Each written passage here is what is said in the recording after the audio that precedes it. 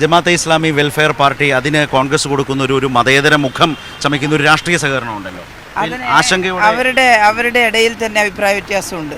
അത് പലരും പ്രകടിപ്പിച്ചു കഴിഞ്ഞു.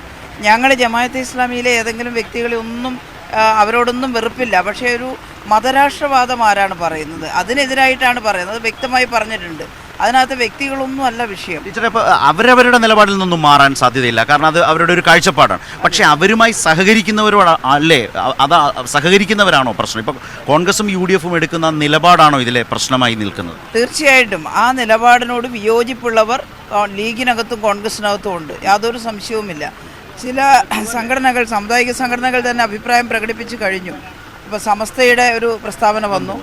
സുന്നി വിഭാഗം, നമ്മുടെ സൂഫി പാരമ്പര്യമൊക്കെയുള്ള മുസ്ലിം ജനവിഭാഗം ഇവിടെ ഉണ്ടല്ലോ, അവർ മുജാഹിദ് ഉണ്ട്, അവർക്കൊന്നും ഇത് അംഗീകരിക്കാൻ കഴിയുന്ന കാര്യമല്ല.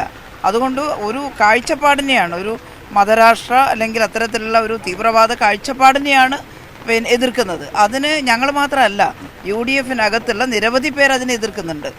അവർ മനസ്സിലാക്കട്ടെ.